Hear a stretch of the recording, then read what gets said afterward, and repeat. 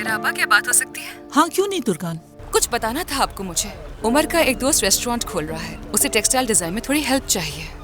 चाह रहा था कि हमसे कल मुलाकात कर ले वो। बताइए आपको क्या टाइम सूट करेगा? ये तो बहुत अच्छी बात है, मुझे खुशी होगी। मैं जानती हूँ तुम पार्टनरशिप नहीं रखना चाहती। मुस्तफ़ा के कुछ मसाइल की वजह से मकरूज थी मैं। समझ गई, ठीक है। चलो कम से कम ये काम तो एक साथ कर लेते हैं, क्योंकि मुझे कुछ पैसों की ज़रूरत है। तुर्कान, इस कारोबार में तुम मेरे लिए वाहिद उम्मीद हो, इसका शुक्रिया कैसे अदा करूं। चलो तुम कल की मीटिंग फिक्स करो, हम इंशाल्लाह मिलते हैं। ठीक है, चले फिर बात करते हैं। ठीक है, फिर मिलते हैं कल हम।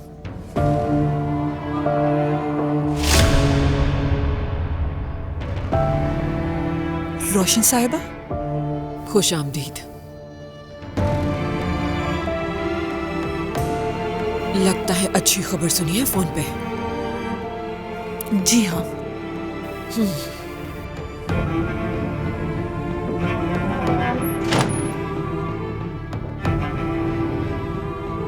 एक काम के बारे में कॉल थी। एक बहुत अच्छी ऑफर थी जिस पर बात कर रहे थे।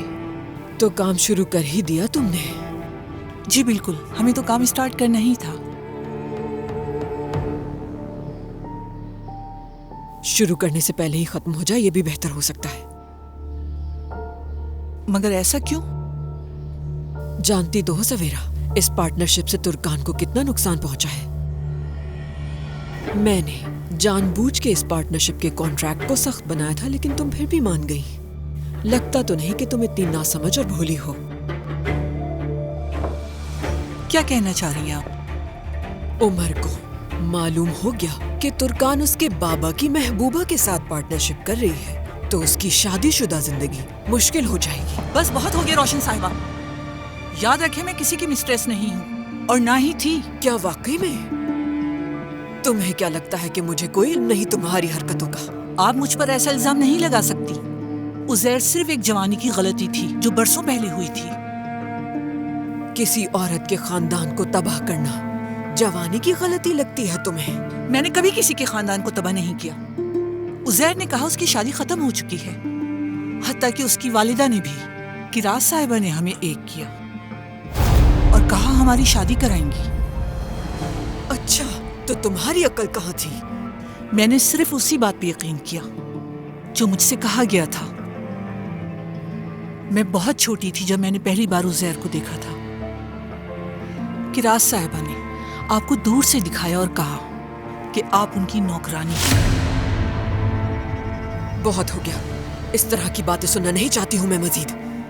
सच सुनकर बहुत तकलीफ होती है। सही कह रही हूँ ना? जब मुझे मालूम हुआ कि आप उज़ैर साहब की बीवी हैं, तो मुझ पर क़यामत टूट पड़ी। मेरे घर वालों ने मुझसे मुंह फेर लिया। मैं अपने बच्चे को लेकर घर से निकल गई। उज़ैर ने मुझे झूठ में उलझा के रखा कि मैं तलाक दे दूंगा और कहा हमारा ट्रायल जारी है। अगर तुम में थोड़ी सी भी गैरत होती ना। मैंने उज़ैर को छोड़ दिया रोशन साहिबा। मैं इसलिए चली गई कि मैं एक इज्जतदार और काबिल फख्र खातून हूं। मैंने अपने बच्चे को लिया और खामोशी इख्तियार कर ली। तो अब किस लिए आ गई यहाँ पर? मुस्तफा के हिस्से की जायदाद लेने के लिए? मेरा बेटा आया और उसने अपने बाप को ढूंढ लिया, लेकिन अपने हिस्से के लिए हरगिज नहीं आया। वो हमदर्दी और मोहब्बत देखने के लिए आया, क्योंकि वो बाप की मोहब्बत के लिए तरसा है। वो अपने बाप को गले लगाने के लिए आया। वो यहाँ अपने बाप के लिए आ गया, मगर तुम क्यों आ गई हो? मैं अपने बेटे के पीछे आई, क्योंकि उसकी माँ हूं मैं।